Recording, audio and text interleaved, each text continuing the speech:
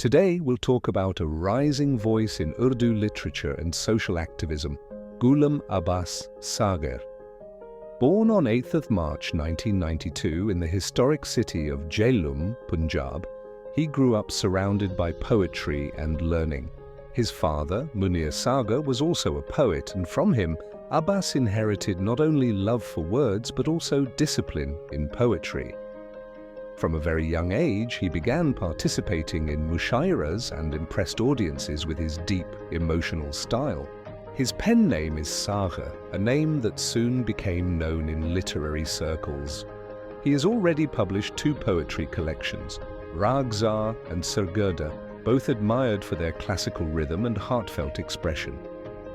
Academically, he studied commerce and literature at Punjab University, Lahore, and also pursued religious education under Minhaj-ul-Quran. But Ghulam Abbas Saghar is not only a poet, he's also a social worker, activist, an international voice.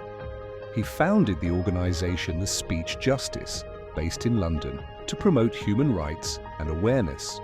Politically, he was inspired by movements for justice in Pakistan and actively joined Pakistan Awami Tehreek, taking part in long marches and rallies.